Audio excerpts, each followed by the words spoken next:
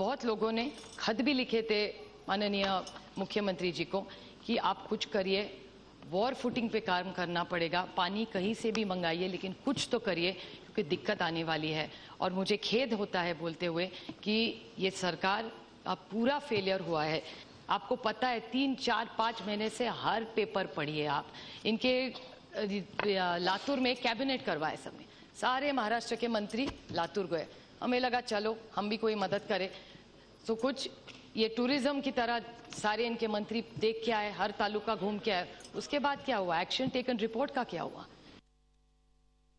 पुढच्या काळामध्ये आपण दुष्काळ निवारणासाठी काय केलं पाहिजे ह्याची चिंता आणि ह्याची चर्चा न करता कसं राज्य सरकार किंवा केंद्र सरकार अयशस्वी ठरलेलं आहे ह्याचंच एक मोठं उदाहरण, मूर्तिमंत उदाहरण आपल्यासमोर मांडण्याचा प्रयत्न होतो।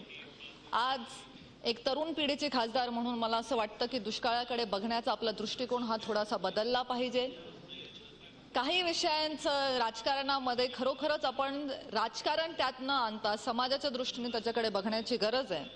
कोणाच्या काळामध्ये शेतकऱ्यांच्या किती आत्महत्या झाल्या ह्याचा माझ्याकडे एनसीआरबीचा रिपोर्ट आहे माझ्या हातात आत्ता, परंतु आकडेवारीमध्ये न जाता मला असं वाटतं की त्या आत्महत्या झाल्यानंतर आपण सत्तेत असलेले सरकार म्हणून जनतेसाठी काय करू शकलो ह्याच्याकडे बघण्याची जास्त गरज आहे। झी 24 तास रहा एक पाऊल पुढे।